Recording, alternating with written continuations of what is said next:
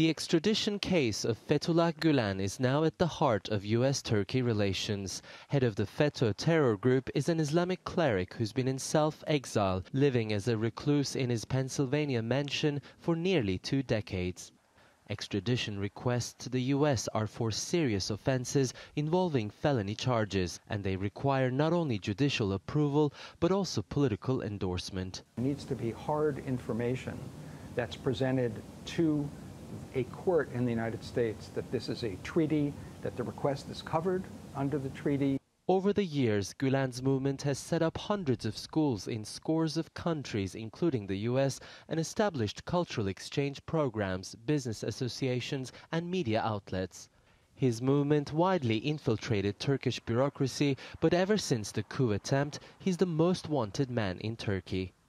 An international extradition is carried out once a district court judge rules for an arrest warrant, and the State Department must also give the final green light. In Gulen's case, it's been nearly 2 years since Turkey's request, but the process still remains in the early stages. The Turkish authorities have sent 85 boxes of evidence they say incriminate Gulen, but so far that doesn't seem to have satisfied the Justice Department. The US has sought and received more evidence, but this still hasn't led to a court case.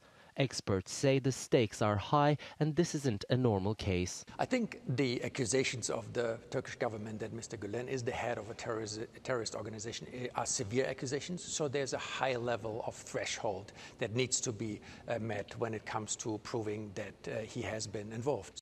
And things have deteriorated further since Turkey's detention of an American pastor on terror charges. Andrew Bronson is accused of links to the Gulenist movement.